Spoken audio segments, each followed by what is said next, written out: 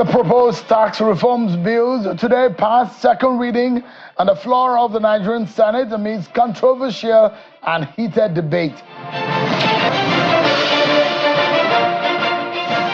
President Bola Tinubu is in France, where he has been seeking interest of foreign investors in the Nigerian economy.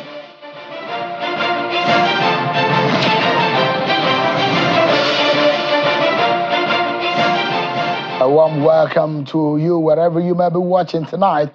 This is Politics Today, live on Channels Television. It's 7 p.m. right here in the city of Abuja. I'm Sean Wakimale. Welcome to the program. Let's begin by letting you know that President Bola Tinubu has been in France, and his major agenda, as the presidency has been telling us, is to woo foreign investors into the country. The president told French investors that the country is open for business, saying that his government is creating an enabling environment for them to thrive. He was speaking at a joint press briefing with the French President Emmanuel Macron.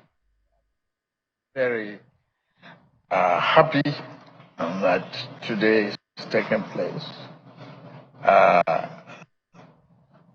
Yes, like I said earlier on, sunshine in Paris, beautiful city. Express my gratitude to warm reception and hospitality that in one another's economy. As Nigerian financial sector is involving in the France environment, thank you for creating the conducive environment for them to flourish. And we are creating the same grand youth population that is well educated and ready to be trained, skilled, and development of our economy. This, I will emphasize that we need the French expert and investment to do more in this area to help develop our youth population. As the agriculture sector is a very potential, a good example. If you risk and promote, investment in dairy. If an African child is given a pint of milk in a class 100,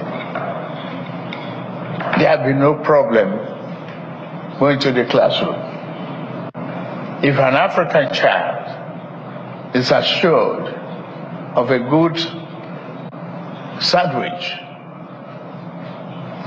in a classroom or one egg a day, there will be no fear of learning. That's part of what President Bola Tinubu was telling French investors as he held a joint briefing with President Macron of France. So much to talk about on the controversial tax reforms bill. The president insists that he will not withdraw it. Now it's past a second reading on the floor. The man who stood vehemently yesterday on the floor of the Senate and wondered, he said on the floor yesterday that, Deputy Senate President, you might have your way, but I will have my say. To find out all of what his thinking is about the bill tonight on the program. But let's first check some of your political roundup stories. Vice President Kashim Shettima has returned to Nigeria from Abidjan, Côte d'Ivoire, where he attended the inaugural international exhibition of extractive and energy resources. Although no official statement was issued after his return, Channels Television gathered that Senator Shettima arrived Nigeria last night. While in Côte d'Ivoire, the vice president had called for strengthened governance, enhanced transparency, and collaboration. The House of Representatives will hold a special session on the tax reform bills next week, Tuesday. This was revealed by the Deputy Speaker, Honorable Benjamin Kalu, who presided over plenary. He made the disclosure after a closed-door session, which he says was the commencement of consultations among members. According to him, resource persons would be available by Tuesday to expand on the bills. The former national chairman of APCA, who was removed by the Supreme Court on Wednesday, Chief Edozie Njoku, says he abides by the decision of the Apex Court and urged all his supporters to take the judgment in good faith, stressing the need for politicians to follow the rule of law. Mr. Njoku, who spoke at a news conference in Abuja, also urged beneficiaries of the Supreme Court judgment not to celebrate, as the decision of the Apex Court only opens a new vista for a continued demand for the rule of law. Governor Amadu Fintiri of Adamawa State has commissioned the remodeled Taraba State House of Assembly complex. According to the governor, for democracy to thrive, power must not only be separated, but each arm must respect the sanctity of the other to entrench development. Mr. Austin Agada of the APC has today been restored as the chairman of the party in Benue State. Mr. Agada regains control of the party after today's judgment by Justice Tese Kume of the Benue State High Court, nullifying Benue State's APC Caretaker Committee in place by the Abdullahi Ganduje-led National Working Committee. Justice Kume, in his judgment, declared the action of the National Working Committee of the All Progressives Congress, APC, a nullity, and every other act carried out by the Caretaker Committee. But the chairman of the APC Caretaker Committee, Benjamin Omale, says he will appeal this judgment. River State Governor Siminalayi Fubara says his administration has begun the payment of 85,000 naira minimum wage for state workers, despite attempts by those he described as enemies of the state to deprive his administration of funds. Speaking during the launch of the 2025 Armed Forces Remembrance Emblem Appeal Fund at the Government House in Port Harcourt, Governor Fubara said his administration's ability to implement the new wage policy has brought relief to civil servants in the state. The Bishop of the Sokoto Catholic Diocese, Bishop Matthew Kuka, has decried the level of ignorance and poverty in northern Nigeria, accusing politicians of not doing enough to address the problems. He was speaking at a high-level town hall meeting on building collaborative pathways for women's inclusion in peace and security in Sokoto State. He emphasized the need to prioritize the provision of education and knowledge to break away from the negative impact of ignorance that has retarded development and fueled the spread of conflicts. A former head of state, Yakubu Gowon, has raised concerns over the rising insecurity in northern Nigeria. Gowon raised fears about the development when members of the League of Northern Democrats, LND, visited him in Abuja. The LND was led by a former governor of Kano State, Ibrahim Shekarau. Meanwhile, the House of Representatives today confirmed the appointment of Olufemi Oluyede as the Chief of Army Staff. Chairman of the committee, Babajimi Benson, in presenting the report, said Lieutenant General Oluyede has satisfied all requirements. President Bola Tinubu appointed Oluyede in acting capacity in October, following an illness suffered by the former Army Chief, Taoreed Lagbaja.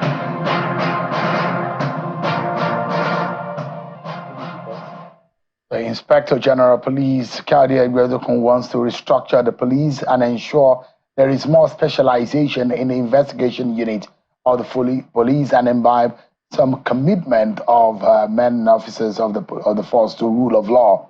In this line, and to further its plans, the IG says it is established specialized investigative units within the Nigerian police force. The IGP has ordered immediate sanitization and restructuring. First and foremost, begin with the Kebbi State Command Criminal Investigation Department in a strategic move aimed at enhancing the effectiveness and professionalism of police officers attached to the section in the state. There's been those who are worried about investigation as part of prosecution in Nigeria, where the IGP has also expounded on the need to carry out consistent training of officers involved in investigations as a follow-up to the workshop held with heads of all police investigative units in Abuja on the 11th of November 2024. And today, part of our conversation on the program is what has happened today at the Senate, where the Senate has passed the tax reforms bills through second reading. The Senate passed the 4 tax bills for the second phase of legislative procedures through voice vote. The bill titled for an act to establish the Joint Revenue Board, the Tax Appeal Tribunal, and the Office of the Tax Ombudsman as part of Tinubu's comprehensive tax reform package. The proposed legislation seeks to harmonize, coordinate, and resolve disputes arising from revenue administration in Nigeria. The session saw lawmakers deliberating on the general principles of the tax reform bills Earlier, the Senate had gone into a closed-door session to discuss the 4 bills transmitted by the President Bola Tinubu on September the 3rd, 2024, following the recommendations of the Tawo Oyedele-led Tax Reforms Committee. Let me allow you to listen to some of the debate on the floor today. You just come and tell us after we are doing this. Those in support say aye. Those against say nay. The ayes have it. These bills are now referred to the Committee on Finance to revert to the Senate in 6 weeks. The Chairman Finance, the bills will go now into second reading. Before the clerk does so, I want you to note what your colleagues have said, that all the concerned groups in the country must be invited to the public hearing. The Governors Forum, the traditional institution, the CSOs, the NGOs, and all concerned Nigerians. All right, that's the position of the Senate after the gavel came down, where President Tinubu has transmitted the 4 tax reform bills to the National Assembly for consideration on the 3rd of October. The move generated controversies within the northern governors and other stakeholders kicking against the tax reforms. Worried by the situation, the presidency explained that the bills were not targeted at any particular region, but to develop the country. But let me give you just an insight about what this bill is all about, just a breakdown for everyone, an overview. The bill has been titled an act to repeal certain acts on taxation and consolidate the legal frameworks relating to taxation and enact the Nigeria Tax Act to provide for taxation of income, transactions, and instruments, and for related matters. That is what the bill, the proposition is generally titled. Now, there are aspects, 4 of them, to the bill. 1, the Nigeria Tax Bill, which is meant to eliminate multiple taxation. The second is the Nigeria Tax Administration Bill to harmonize tax processes across all levels of government. The third one is the Nigeria Revenue Service Establishment Bill, seeks to rename the Federal Inland Revenue Service to the Nigerian Revenue Service. And the fourth one, which is the Joint Revenue Board Establishment Bill, it is for the creation of a Joint Revenue Board to streamline tax administration. Well, there's one objective, a major one, that this bill seeks to serve. It's said to transform the nation's tax sector, making it more efficient and aligned with global best practices. Well, a few of the highlights that you need to know, especially those who are unable to look through the voluminous pages of this proposition. 1 is the fact that it hopes to increase in VAT exclusion, 27.5% company income tax, 4% development levy on companies, 5% excise tax on lottery and gaming income, and 5% telecoms tax. The proposer, according to those who are promoting the bills, are saying that these will help the average and the poorest of the poor to gain an advantage over those in the middle and the top class of the society. And it will also help that it creates an even and fair distribution of this collection across the states of the Federation. Yesterday it was heated, and one man was very aggrieved about the manner in which his colleagues have gone about the proceedings, and he's the senator from Borno State, Senator Ndume. Let me remind you of what happened yesterday with Senator Ndume saying, look, you may have your way, but I will have my say. This is what went down yesterday. The order of the business says, number 10, that our business for the day will be based on the order paper. The order paper does not contain this. And for God's sake, this is a very, very, very important matter. We should not in any way try to use the position of the Senate, because the order paper is clear and we have been doing this. I have no problem having them to come here and explain whatever.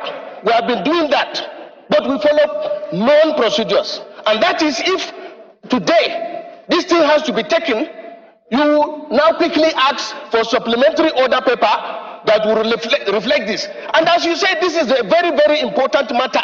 It is not a matter that you just come and tell us after we are doing business of the day. Mr. President, you can have your way. but I will have my say. National Economic Council, and that you have made your point. Can I respond to you? You can rule me out of order. Let me respond. Let me respond to you. Now, please, we are not here for rhetoric. We are acting on fact. Excuse me. Order, please. Order, please. Order, please. Order, please. Order. You, because you are sitting there saying saying it's written. Allow me. I know. Tell him to read it. Are you saying, Mr. President, that a Senate...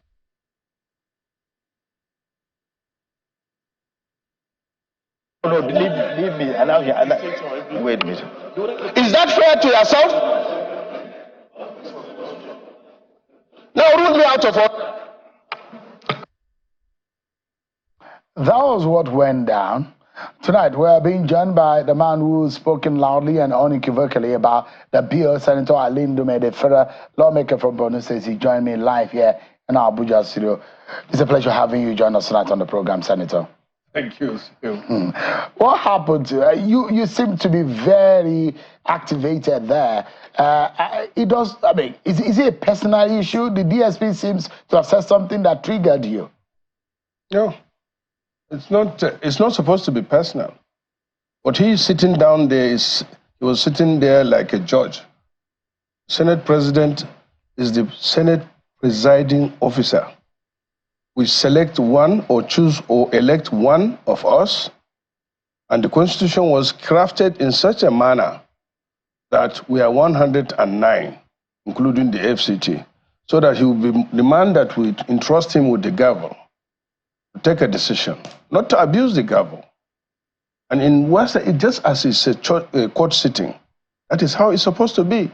In those days, the Senate President even wears this... the ceremonial... Yeah. It is because of our weather or because of what we change it, you know. It's not supposed to be personal, but I still say it until I feel offended by what Jibrin did. But for speaking the truth, I've had worse than that incidents. And you know what I do, Sheung? I leave them with God. God takes care of them. This is not exception, but it's personal. How can he, for example, say that we are not here for rhetorics? It's not fair. And you take an exception to that particular word. Won't you take an exception to that? You have just watched it now. Won't you take an exception? Let me ask you that question. It depends on how it sits with you. No. It doesn't sit well with me, and it doesn't sit well with anybody, and it doesn't sit well with the Senate.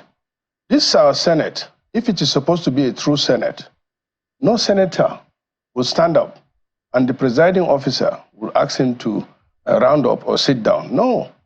Until he yields the floor, go and check. You have been in US. You have been in US, and I'm sure you know how to follow. You don't ask senator, your colleague, and I'm senior than him, older than him, to treat me the way he treated me yesterday.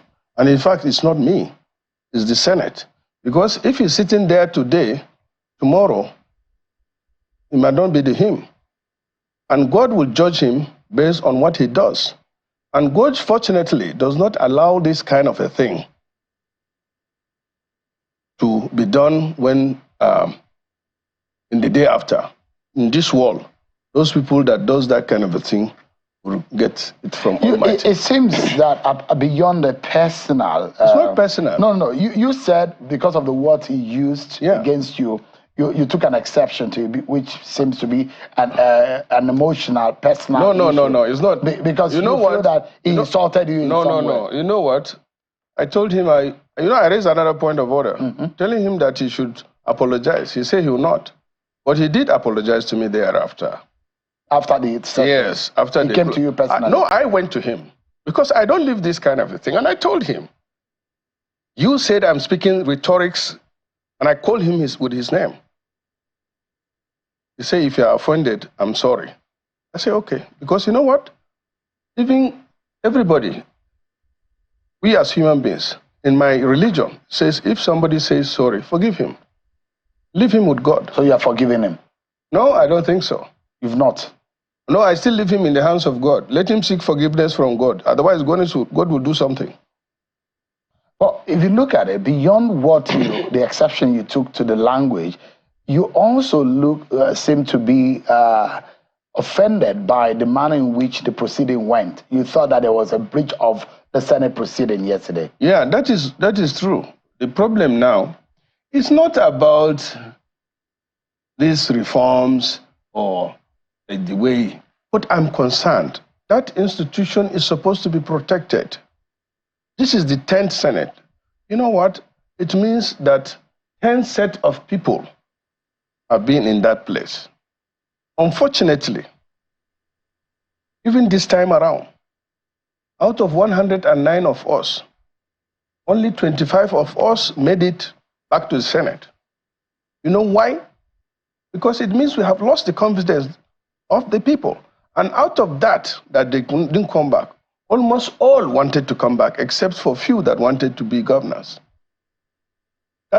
And it has been the same thing. It has been the same thing.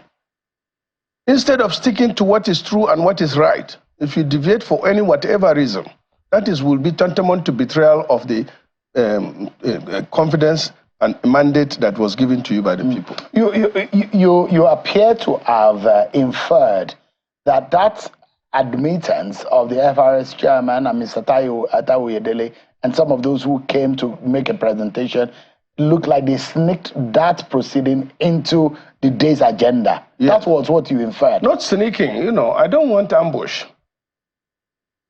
It's wrong to ambush senators. So it wasn't listed on the day's proceedings? That is why I raised the matter. If not, why not? And you know what? Before we even entered there, Zax and that Taiwo, brilliant guys. I respect them for their intellect. Yes, intellect. But not the way they are doing this thing. My quarrel with the reform. I want us to go into the reform matter so that absolutely. We have a breakdown of it. And perhaps for those who may not understand, and the last time that we had a conversation, you and I, when you said on the program that it was going to be shut down, and you gave your position about what you think is ongoing, and those who believe that maybe some of you had not at the time fully comprehended what the bills were saying. But in the end, it's past second reading today. First and foremost, you and your colleagues went into a closed door session. Yes. What prompted that closed door session? No, you see, it's wrong for me to tell you what transpired. It's a privileged session. Yeah, wrong. No, I'm saying what prompted it. Okay, of course something must have triggered. Yesterday the incident happened. Okay, and we agreed that we'll adjourn today and then have another session to ask questions. And these are some of the things that I quarrel with. But I cannot come here and say why the senators were wrong, because decision has been taken. Fortunately, I've had my say. And this is also what I'm going to do here, try to do here, is to have my say. In the Senate, the bill has passed through second reading. I was against it. It's on record. And I said there during the session, I think it was open, that it should be noted that it's not that I'm totally saying that we should throw away the baby with the bathwater. But since the governors, who are our leaders, the National Economic Council, and many individuals have said that it is not that we should throw away the bill. No. We draw the bill, do more consultations, and then bring the bill again. Shegun, allow me to talk. Why are they in a hurry? The governors must have looked at the bill, even if they didn't. The National Executive Council made up of 36 governors. And the traditional rulers. Please pay attention to this. I'm listening to you. If they say this thing is not good, even by our culture, even if this thing is good, when your father or your Oba or your leader have taken a decision, just because you are a senator or member of House of Rep, remember that each state has 3 senators, but they have only 1 governor. These governors sat down collectively. And then some of these young people will come to tell us, like yesterday, they were using a language which I did not take lightly too. See, I'm 65 years old. I schooled in Nigeria. I schooled in America. And if you know, I am a Pi Kappa Pi of my university, University of Toledo, Ohio in 1990. That is a big privilege. Go and check all these people that are saying they are in America, they are from Harvard. What does it take to be admitted into Pi Kappa Pi? Yet, because I'm wearing abada, because I'm from Borno State, some people will call me arrogant. I mean, ignorant. If it is even arrogant, I will take it. One of the aides called me ignorant. But I didn't respond to it because during his first statement, he also said controversial and brilliant. So how can you be brilliant and be ignorant? The other one said that I'm lazy. We went to the same school. He knows his performance, he knows mine. I taught in the Polytechnic for 20 years before I joined politics. I married two of my daughters to Yoruba, one from Lagos and one from State, Kwara. Yet, I'm called Hausa man. Because of what? Naivety of some people.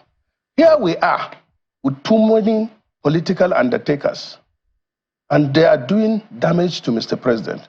The president is trying, and he's performing. Within 2 years, he has some issue, things that he did, which is commendable, but it's being beclouded by some of these policies. The PIB bill is one of the most important bills passed in this our democracy. It was not passed in 1 week. It was not passed in one session. It was not passed in 1 year, 2 years, 3 years. I remember the PIB bill was introduced when I was in the House of Rep. It did not pass until we were in the Senate. And it's more important than the tax reforms. Yes, reforms. But even reforms, you have to prioritize it. You have to time it. You have to get the buy-in of Nigerians. Because this is democracy. It's government of the people. For the people and by the people. Let's break it down, Senator. For the fact that institutions and some eminent people in the society are up against a particular change doesn't mean that that change is wrong. There might be a perception problem, but let's break it down. First and foremost, Senator, what is your grouse with the bill? Do you have a general summary of your grouse with the bill? Yes, 2 of them or 3. One, which is very important, is the timing. Okay. I disagree with the timing. You don't think it's the right time to present the bill? Because Nigerians are struggling to survive. And whether you like it or not, because most of these people think that I don't know anything. So this time around, my discussion will be on a local basis, supposing I didn't go to school. These reforms that you're talking about, Nigeria has some issues. Let's say like it's sick. And the president is the doctor. You go to the doctor or you choose your doctor and you tell him that, look, I'm suffering from malaria, stomach pain, and most of it is hunger. You say, and I'm hungry, very, very hungry. So is it right for him just to say, okay, give him anesthesia, let's operate on him? He will die. Or if he doesn't have enough blood in his body, and you are saying that he should donate some blood, that is like tax. Tax is like, okay, look at you, okay, I was here with you. I said, look, this problem with taxation is like, okay, they are going to take away. But if you allow me, feed me well, and that is Nigeria, and I'm okay, there will be too much blood in my body that I need to go and donate some even. So you don't even have to ask me. Our forefathers were paying taxes. In the north, we pay taxes. So it's not like we are being running away from taxes. We pay taxes. Nigerians, every responsible tax will want to pay tax, but the timing is wrong. That is number one. Okay. Number two, there is so just before you move forward, the timing, when do you think would have been right to present this bill? When there is no hunger, when people are living, not surviving. Look at what is happening in America. before they swear in Donald Trump.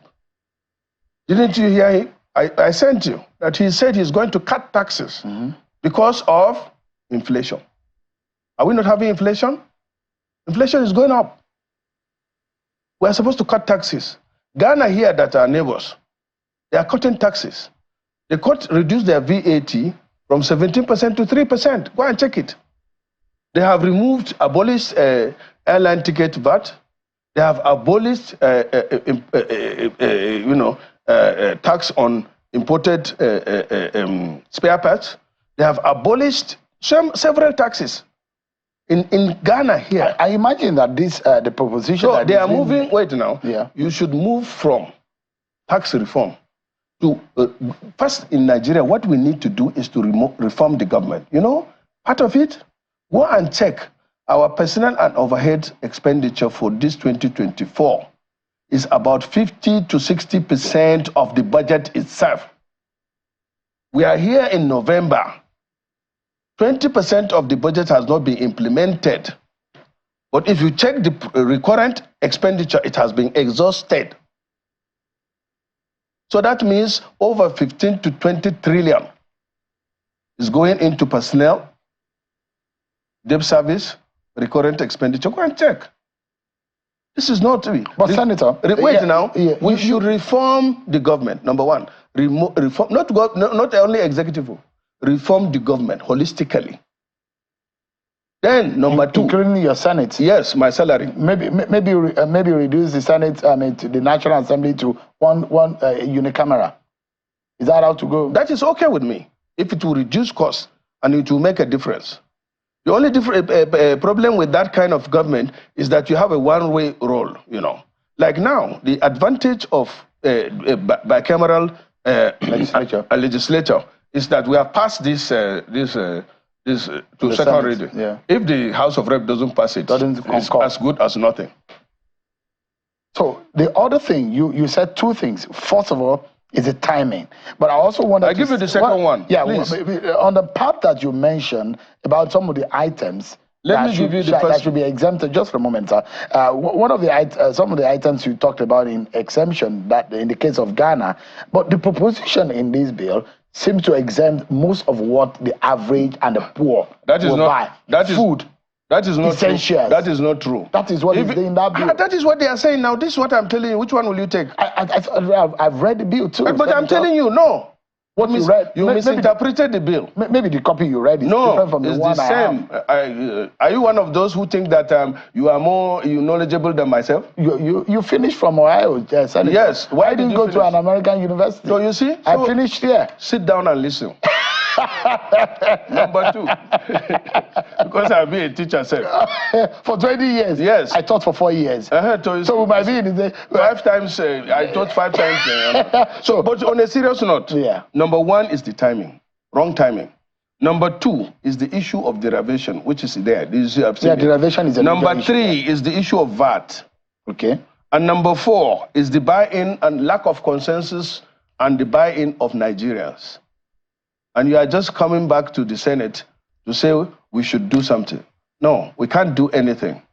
They have to go. Wait now. This is my problem with you. I will go. Hold on now. Listen to me now. Because when you mentioned the issue of consensus, I thought the third reading is going to be the public. No, that is not it. You are doing the thing. They are doing it in the reverse. I told them.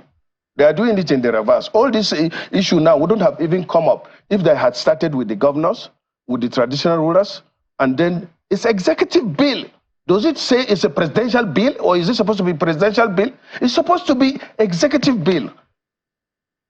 Are we saying it's only when you say it's executive bill and you don't have the buy-in of the executive of the state? Is it complete? So they didn't carry them along. Yes, that is where the problem is. I don't have problem. We have been doing this thing to the extent that they call us rubber stamp. If you bring the right thing, if the president comes up with the right thing, we'll take it and pass it. If it is in the interest of Nigerians, if Nigerians are happy with it. But they are trying to do dilly-dallying with it. I'm watching, but my voice is here. I have said it. I'm a senator. I can't disown what happened this afternoon, but I had my say. When we are to pass it, I spoke, and my position is clear. And Dixon spoke, And he made his position. And then the MT Mongono from my state spoke. He trashed what I said, calling it academic exercise. So be it. But the whole world knows the position of Ndume. It's not personal. It's because I'm privileged to be a senator from the poor.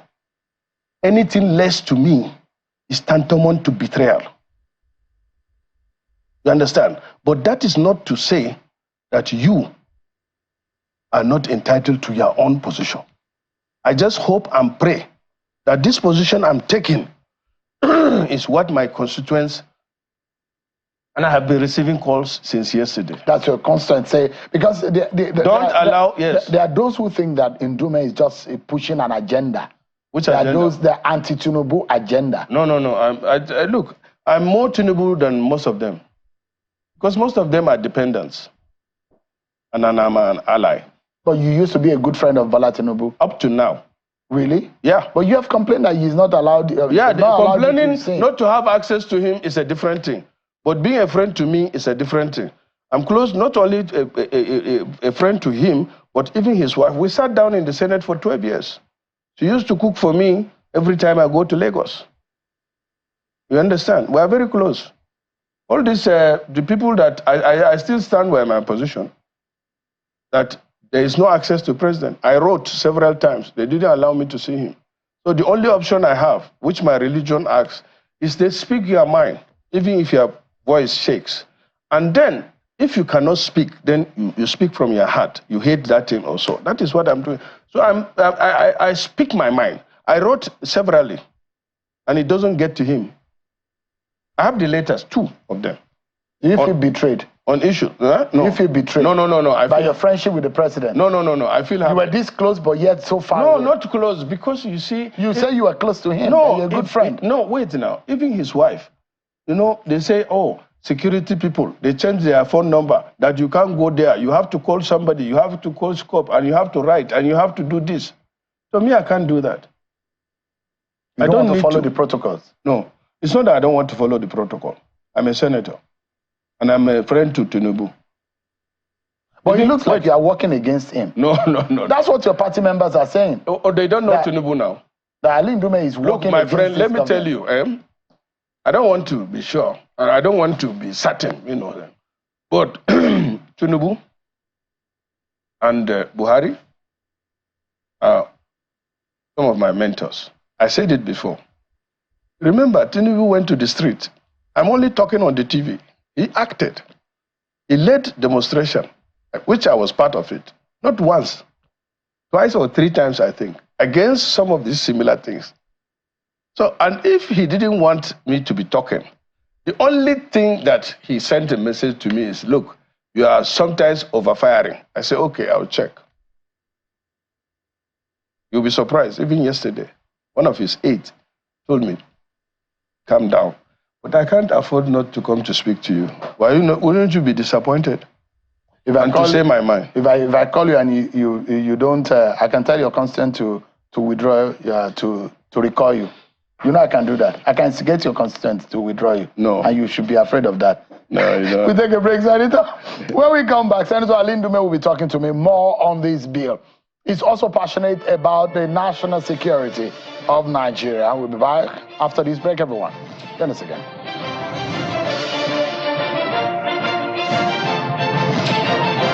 Thank you so much, everyone, for staying with us. So, Senator Ali Ndume believes that the tax reforms bill proposed by the executive needs some adjustment to meet the yearnings of the average person. He's been having his say, but it doesn't look like he's had his way, because those bills have passed the second reading on the floor of the Senate. Now, Senator Ali Ndume has been speaking with us on the program tonight. Senator, I mean, if you are saying that this bill does not meet the yearnings of the average person, and let me some of the aspects of the bill which I have been able to identify, which could be interpreted as being a people-oriented bill. For example, if you are earning below or at about 800,000 naira, you pay 0%. Yeah. If you are earning 2.2 million and above, you pay about 15%. If you are earning above 50 million naira, you pay 25 million. Same thing with the categorization of businesses. Small businesses and medium businesses pay less, and the bigger businesses pay more. Do you don't think that that structure or that arrangement is okay? On the surface. On the surface. Unless you want us to go again into this argument of expertise and knowledge. You know, I don't know what degree you have. I read marketing. I had diploma and HND. I went to US to do the first degree in accounting and computer science education.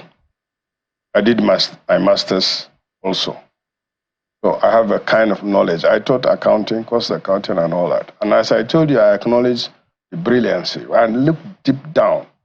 In summary, it's like giving somebody with the right hand and taking it with the left hand. And even maybe taking more. So let me take it one after the other. But they may have different opinion. When you say anybody earning 800,000 and below does not pay tax, VAT, on what? Do you exclude him from paying VAT from the goods that he will buy in the market? And then the corporate tax goes up, and now they transfer the cost or that taxes over to the consumer. So are you helping him?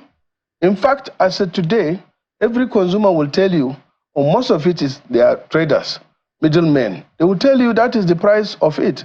Like now, if the price that they buy from has gone up, like even today, the price of cement went up.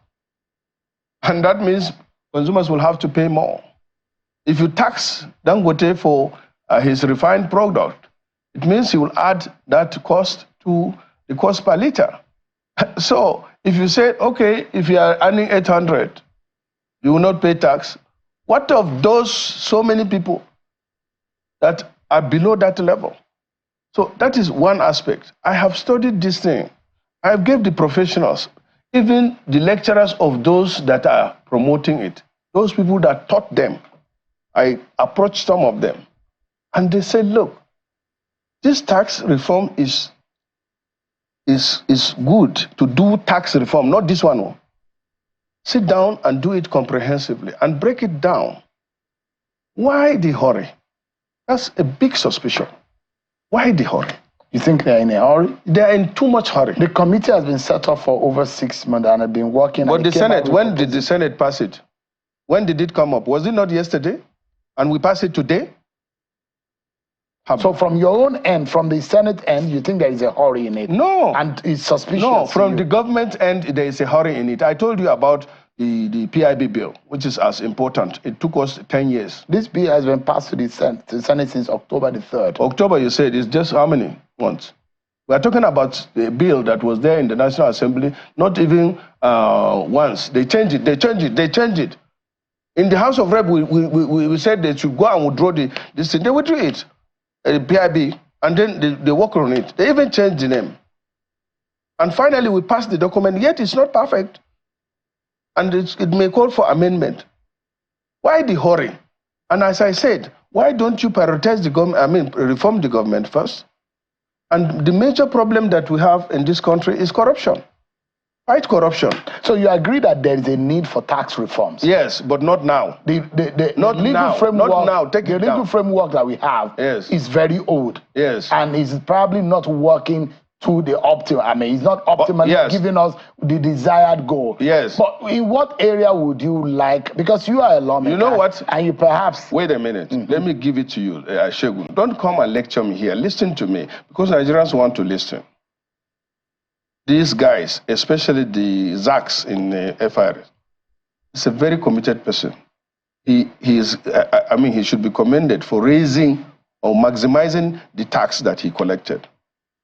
And then the customs, they should also be commended for hitting $1 trillion. Is it 5 trillion or so? The 5 trillion mark. They gave themselves a target of 5 trillion, but they surpassed it. They surpassed it.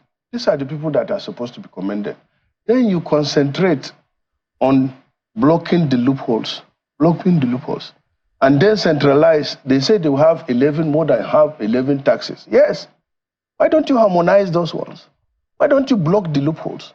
Why don't you increase this one? Then gradually you come in to say, oh, let us even put this thing together in one place. You know, my fear is one of the biggest disadvantage is that they want to computerize and centralize the system, which is dangerous. You don't want that? Not, I don't want that. To harmonize. Now, I know these things. That's why I told you I have computer application knowledge a bit. It's not the AI one.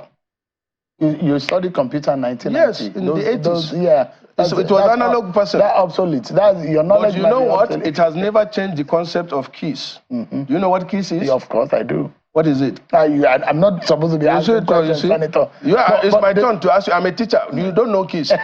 Not the keys you know that you kiss your girlfriend. Keys means keep ideas simple and stupid. Senator.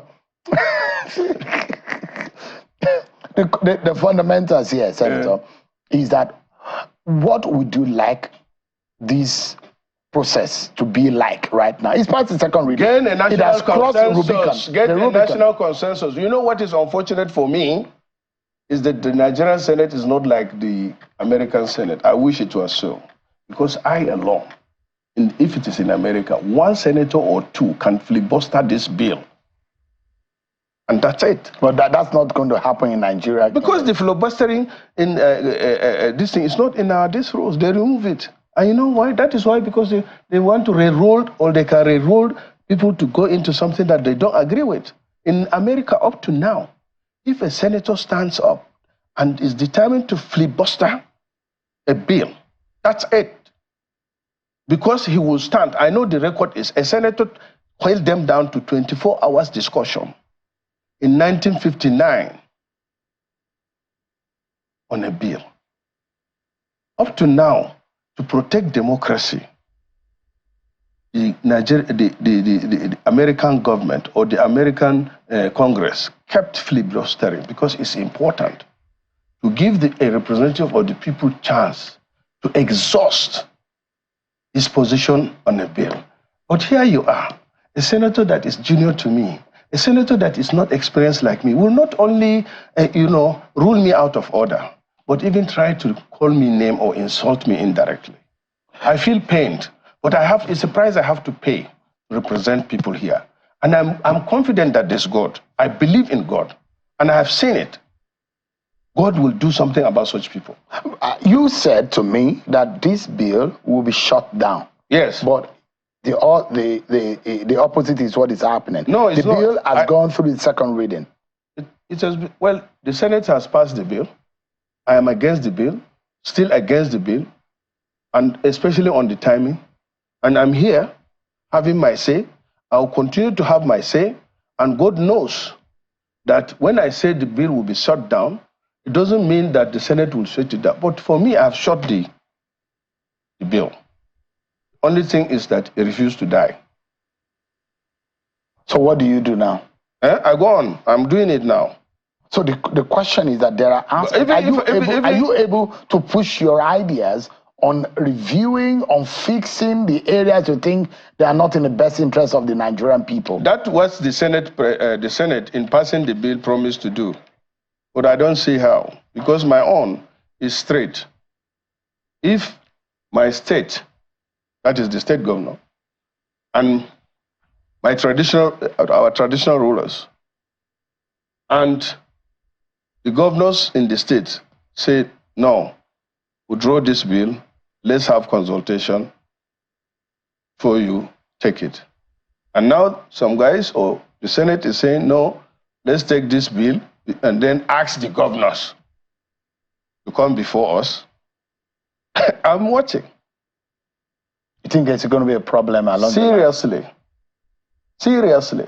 Once the governors are not on the same page, with the president, there's going to be a problem. The question here is that it looks like President Bola Tinubu has an idea of how... No. Let me tell you... Just a moment. He has an idea of how he wants things to go. He has an idea of the reforms that he wants to take, but a lot of people may not like it. No, that is not it. Let me tell you.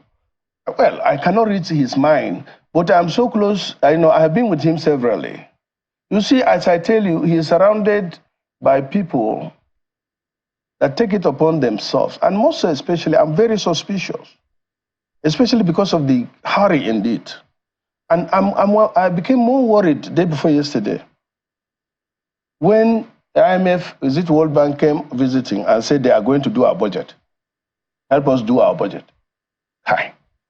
When we have the Okwenjewellas, when we have people that can do our budget, you know, to the best international standard at nothing. If you ask them to come and look at this our budget and do it, then you go and call Oyibo to do budget for you. Huh? You feel insulted by that? I feel insulted. But where do we go from here as a matter of wrapping up? They should allow, look, let them fear God and speak the truth. So many people have gone down the IMF line. And where are they? They had to reverse and get out of it. Now, World Bank is coming to tell us, and they showed us on the TV yesterday, they took them to the president, and they are volunteering that they will help us do budget. What are they saying indirectly? That we don't know how to do budget. That we should continue with these policies. It will start yielding result in 15 years. In 15 years, I'll be 80. So even if it is food safe, is it going to be? Senator Ndume, yeah, you've had your say again tonight. Ato, you are trying to make me have your own say. I refuse. I said my own. You know that no matter what, even if I disagree with you, on this platform is an independent platform for every Nigerian that comes here to have their. Many people don't want to come here because you gag them. You I know? don't gag people. I asked a difficult question. Which one? You know it. What is it? The one about your interest in this. Whether or not it's a personal agenda. No. I told you I'm very close to Tinubu. I don't want him to fail. I don't want him to fail. That's why I'm taking some of these insults. If not, look, I can leave the party. I can leave the party. When the party has even given me an offer that I can go if I want. I can apply to them to allow me to go. They can give me approval, and I'll go. All right. Senator, thank you so much. Senator Ali Ndume, representing Borno South Central District in the National Assembly. Thanks so much indeed, as always. I appreciate your time. Thank you. That's our show for tonight, everyone. Many thanks for watching. I'm Sean Akimale. God bless Nigeria.